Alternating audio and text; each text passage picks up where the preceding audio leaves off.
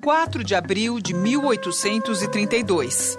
A embarcação britânica Beagle atracava no Rio de Janeiro com um jovem passageiro que mudaria muitas das convicções da época, o naturalista Charles Darwin. Como os ventos estão muito fracos, não passamos pelo Pão de Açúcar até a hora do almoço, ora encobertos pelas nuvens brancas, ora iluminados pelo sol, os picos selvagens e rochosos configuravam novas paisagens. Foi assim que Darwin descreveu a chegada ao Rio em seu diário. O Beagle deixou Londres com o objetivo de fazer o levantamento cartográfico da costa da América do Sul. Darwin era um naturalista em início de carreira. Ele era um jovem de 23 anos, né? Essa viagem foi a primeira e única grande aventura da vida dele, porque foi uma viagem que demorou quase 5 anos. Desde criança colecionava plantas, gostava de história natural, de geologia. Teve um aprendizado na universidade muito mais prático do que um aprendizado, digamos assim, formal, de uma curiosidade imensa. Portanto, ele era um cientista em potencial no pleno sentido do termo. Antes de chegar ao Rio, a embarcação inglesa já havia parado no arquipélago de Cabo Verde, onde Darwin começou a escrever seus relatos. Em seguida, passou por Fernando de Noronha e depois por Salvador. Mas foi no Rio de Janeiro, onde permaneceu por mais de 3 meses, que ele se encantou com a exuberância da natureza tropical. Logo após sua chegada, Darwin demonstra seu entusiasmo escrevendo no diário: "Mal posso esperar pelo grande prazer de passar algumas semanas neste lugar muitíssimo calmo e belo. O que se pode imaginar de mais delicioso do que observar a natureza em sua forma mais grandiosa na região dos trópicos?" A primeira coisa é o espanto diante da enorme diversidade da natureza brasileira, da flora e da fauna. Então isso foi um ponto de partida, digamos assim, colocou muita pergunta, muita minhoca na cabeça dele. O tempo inteiro na narrativa dele é fácil a gente descobrir o encantamento dele com esse mundo diferente, né, que ele lia através de outros relatos. Mas sentir isso na pele é outra coisa. No Rio, Darwin se hospedou numa casa na encosta do Morro do Corcovado, localizada provavelmente onde hoje é o bairro de Botafogo. Quando Darwin chegou aqui no Rio de Janeiro, ele procurou um local afastado da cidade, encontrou num súdito inglês, né, a possibilidade de alugar um chalé. Esse chalé, ele tinha vistas para o fundo do Corcovado e, de acordo com o próprio Darwin, ficava a mais ou menos uns 400 metros do paredão, né, do Corcovado, porque ele conseguia ouvir a chuva que batia no paredão. Então, a suposição é que ele ficou numa área acima do Largo dos Leões e ali Largo do Maitá, onde tinha 3 chalezinhos que a fotografia feita pelo Jorge Leus Índia em 1860 mostra detalhadamente. E uma dessas casas era a casa que ele ficou, que aos fundos dava para o paredão do Corcovado. O Rio de Janeiro que Darwin encontrou era um Rio de Janeiro em plena expansão. Um Rio de Janeiro que, como consequência da vinda da família real e depois da instituição do Império, ele abriu as portas para outros povos também. Então você tinha presença de ingleses, franceses, alemães aqui no Rio, ao mesmo tempo que você tinha uma cidade que ultrapassava o que ela ficou durante quase 200 anos, que era entre 4 morros ali no centro da cidade. Passeando pelo centro, Darwin encontrou um inglês que se preparava para visitar as propriedades dele no interior fluminense e aceitou fazer parte dessa aventura. Ficou registrado em seus relatos. Muito provavelmente, deve fazer uma expedição de algumas milhas rumo ao interior do país. A expedição partiu a cavalo em direção ao norte fluminense. Foram 16 dias de viagem entre ida e volta. Hospedaram-se em pequenas vendas e fazendas e passaram por 12 vilarejos. Um grupo de pesquisadores do Rio refez esse caminho, colocando painéis e placas nos pontos mais importantes do trajeto. Niterói foi o ponto de partida da expedição de Darwin. Aqui, na Serra da Tiririca, ele entrou pela primeira vez na Mata Atlântica. Vamos percorrer um trecho para tentar ver e entender o que ele sentiu?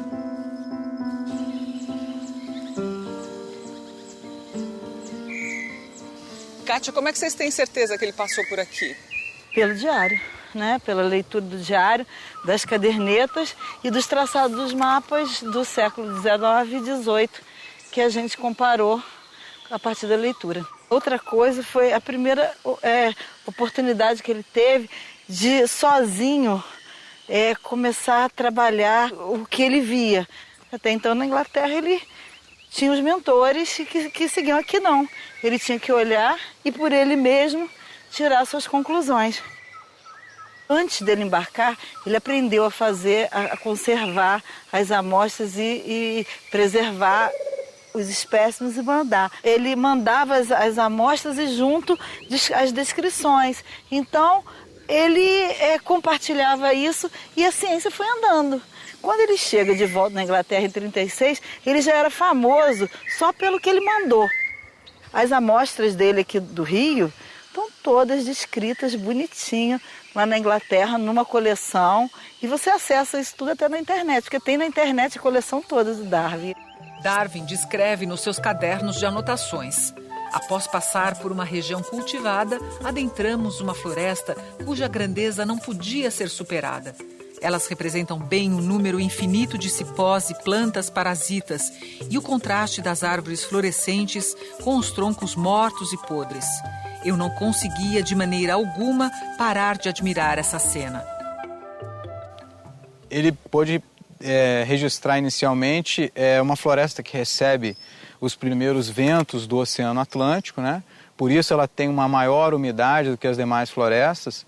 Ela é mais viçosa, mais verde, mais úmida, né? Composta com um chão com mais folhiço e as árvores mais exuberantes. Alguns registros importantes sobre a fauna ele deixou, como a presença do mico-leão dourado na época, hoje extinto na região, muitos insetos, muitos besouros. Então ele percebeu a relação, né, do ambiente natural com a riqueza da diversidade biológica. Darwin e comitiva pararam na fazenda Itaocaia, entre Niterói e Maricá, para almoçar. Ainda hoje, a casa principal conserva a mesma fachada. Ele observa, então, como funcionava a sociedade rural brasileira, que usava mão de obra escrava. A região de fazendas de cultivo de café era cercada de quilombos com negros fugitivos. Foi aqui dessa varanda, de onde se avista essa montanha de rocha maciça, que Darwin ouviu a história de uma negra fugitiva que preferiu se jogar lá do topo a ser capturada pelos soldados. O relato impressiona Darwin, que comenta em seus diários. Se ela fosse uma matrona de Roma, isso seria considerado patriotismo nobre. Mas como era uma negra, foi chamado de obstinação brutal. Aqui ele se deparou com a escravidão acontecendo, com as pessoas sendo, inclusive, maltratadas, as pessoas sendo colocadas numa condição subhumana. Então isso choca muito o Darwin. E isso tem uma relação com suas teorias, porque ele vai defender todo o tempo que os humanos constituem uma espécie única. Não tem divisão de raça, uma melhor, outra do que a outra. Então isso não faz mais sentido na cabeça do Darwin. Então a teoria da seleção natural, ela também tem essa dimensão importante. Ao sair da floresta, Darwin se depararia com uma paisagem totalmente diversa, a Restinga, com suas dunas de areia e a Lagoa Salgada. Ele comenta sobre o calor de 36 graus Celsius.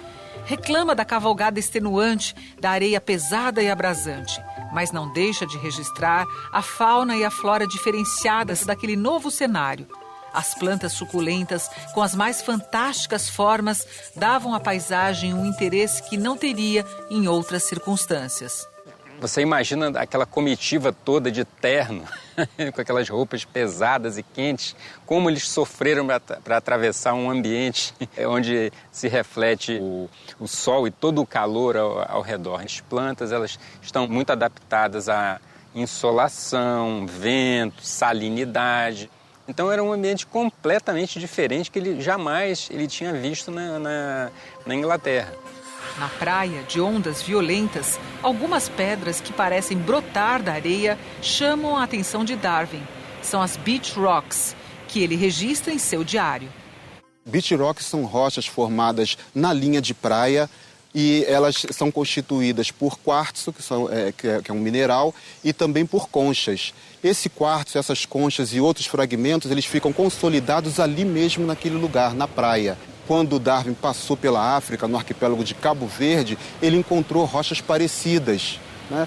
Isso chamou a atenção deles a possibilidade de haver essa ligação, essa ponte entre os continentes. Darwin seguiu por Saquarema, Araruama e São Pedro da Aldeia até a fazenda Campos Novos, em Cabo Frio. A fazenda Campos Novos foi construída pela Companhia de Jesus a partir de 1690. Foi uma sesmaria que eles herdaram da coroa com o objetivo de ocupar a região litorânea.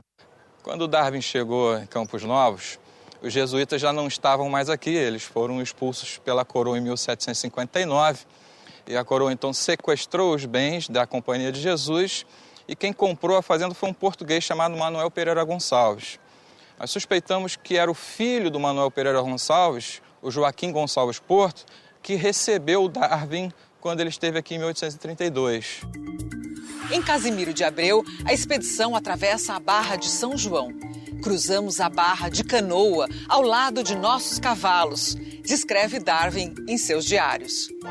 Ao navegar no rio de Canoa, Darwin mais uma vez tem o privilégio de conhecer outro ecossistema até então desconhecido para ele, o manguezal, invadido pela água salgada na maré alta.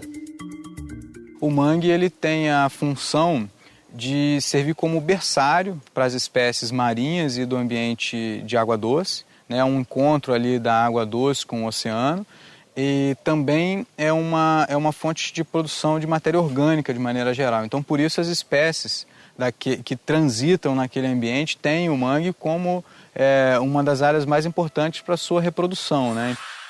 Darwin seguiu então para a Fazenda Sossego, em Conceição de Macabu, destino final da expedição. Hoje não existe mais nem vestígio da casa onde se hospedou. Em seus relatos, Darwin se mostra extremamente satisfeito com o material coletado na região. Essa foi a parte mais proveitosa de toda a expedição. A maior parte dos 2 dias passei na mata, onde consegui coletar muitos insetos e répteis. A floresta é tão densa e fechada que é impossível andar fora da trilha. O contraste da palmeira no meio de outras árvores confere à paisagem um ar verdadeiramente tropical. As trepadeiras da mata, elas próprias cobertas por outras trepadeiras, são de grande espessura. Muitas das árvores velhas são cobertas por tranças de cipós que muito lembram feixes de palha. É praticamente impossível dar uma ideia adequada dos sentimentos mais altos que se despertam. Deslumbramento, assombro e devoção sublime preenchem e elevam a mente. Finaliza Darwin cheio de admiração. No trajeto da volta, o cientista ainda passou por 2 vilarejos, Rio Bonito e Itaboraí, onde se encantou com as casas simples, bonitas e alegres.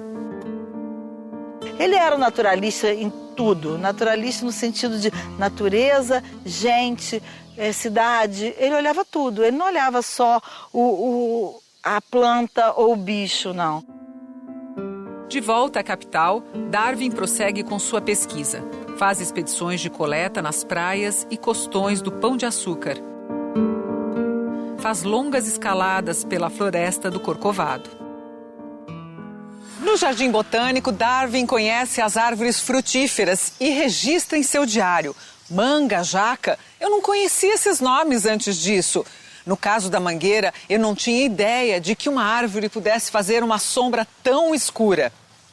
Ele vem passar o dia no Jardim Botânico. Esse Jardim Botânico do Rio de Janeiro era muito mais um jardim de aclimatação de plantas, né? Quando a coroa veio para aqui, para o Rio, ela teve que trazer tudo que ela precisava. Não existia geladeira na ocasião, então a gente precisava de aclimatar cravo da Índia, pimenta do reino, aquilo que eles chamavam de as especiarias, né? Que conservavam os alimentos. Conservavam os alimentos, né? Tudo isso tinha aqui dentro do Jardim Botânico cultivado. Na verdade, eram plantas que são bases de alimentação, plantas importantes no dia a dia. E ele se impressiona com isso aqui. Ele andou muito aqui na cidade do Rio de Janeiro também, né? O que ele mais gostava era de inseto. Então, provavelmente como era a primeira oportunidade dele estar nesse ambiente aqui, ele coletou muitos insetos. tudo impressionava ele, porque ele nunca tinha saído da Europa, ele nunca tinha visitado um país tropical. O tempo durante essas 11 semanas passou tão deliciosamente que meus sentimentos ao sair do Botafogo são de tristeza e gratidão. Esse é o registro de Darwin no seu último dia em terra firme no Rio. Essa passagem pelo Brasil é apenas o início da expedição do Beagle. No dia 5 de julho de 1832, Darwin segue rumo a Galápagos, acumulando observações e conhecimento que o levariam à teoria da evolução das espécies. Ao observar tamanha variedade de espécies, Darwin começou a se perguntar: se todos viemos de um ancestral comum, como é que apareceram tantas formas de vidas diferentes? 20 anos depois da viagem do Beagle, Darwin finalmente publicaria o livro A Origem das Espécies e a Seleção Natural, que logo seria um sucesso de vendas. Um excitante relato de suas memórias, um detalhado diário científico de campo. Nas comemorações de 150 anos da publicação do livro, o trineto de Darwin esteve no Brasil refazendo o trajeto do naturalista em terras verde e amarela. Muito emocionado com tudo que viu, ele deixa um recado para as futuras gerações. I'd read his accounts, but to come to the places and to meet the people who are the descendants of the people he met and to soar, to see the landscapes, it's just exciting. I'm very, very pleased to be able to be with people all talking about science and encouraging young children and older children to learn science and to care for their environment. A paisagem atingiu o seu tom mais brilhante. Bonito é um adjetivo modesto demais. Cada forma, cada cor é um exagero completo. É como se fosse uma das cenas mais alegres de ópera ou teatro.